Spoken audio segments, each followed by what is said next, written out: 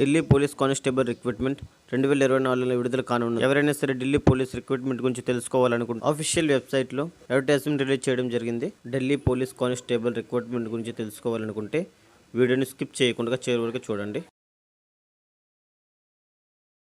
ఈ Delhi police constable ఎగ్జామ్ని staff selection commission ప్రతి ఇయర్ కండక్ట్ చేస్తుంది. దీంట్లో పొజిషన్ వచ్చి constable executive. Official website notification ఆధారంగా ఈ ఇయర్లో చివరి 4 నెలల్లో విడుదల చేయనున్నది.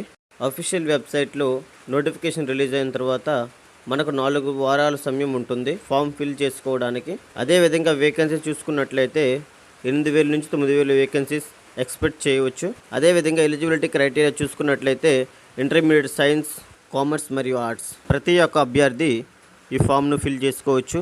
అదేవిధంగా ఏజ్ క్రైటీరియా చూసుకున్నట్లయితే 18 నుంచి 25 సంవత్సరాలు వయసు గల ప్రతి ఒక్క అభ్యర్థి ఈ ఫామ్ను ఫిల్ చేసుకోవచ్చు.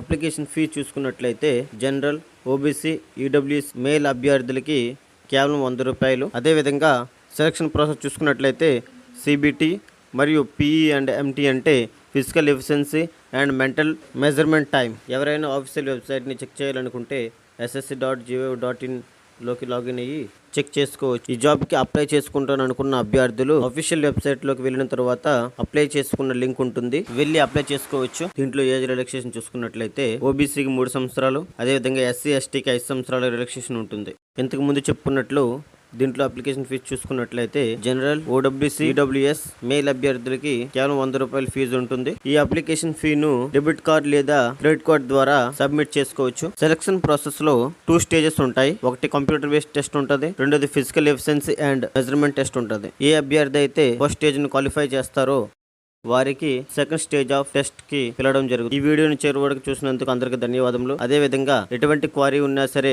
కామెంట్ సెక్షన్ లో కామెంట్ చేయండి. వీడియో నచ్చినట్లయితే వీడియోను లైక్, షేర్ చేసి మరిన్ని వీడియోస్ కోసం ఛానల్ సబ్స్క్రైబ్ చేసుకొని మర్చిపోవద్దండి.